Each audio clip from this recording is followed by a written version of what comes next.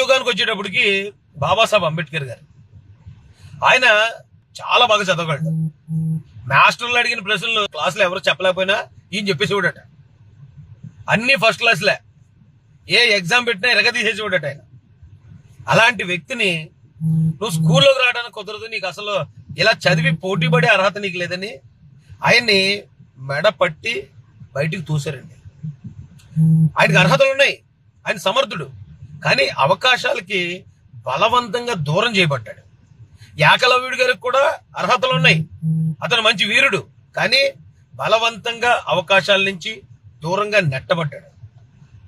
అంబేద్కర్ గారిని కూడా అలాగే దూరంగా నెట్టి ఆయన అవమానించి స్కూల్లో అందరూ తాగే ఆ వాటర్ తాగనివ్వకుండా, స్కూల్లో పిల్లలు అందరూ భోంచేస్తూ ఉంటే అండి, ఇది మరీ ఘోరం, అందరి పిల్లలు భోంచేస్తూ ఉంటే అంబేద్కర్ గారు ఒకసారి ఆయన భోజనం కూడా పట్టుకుని వెళ్ళి ఒక చోట పెట్టారు.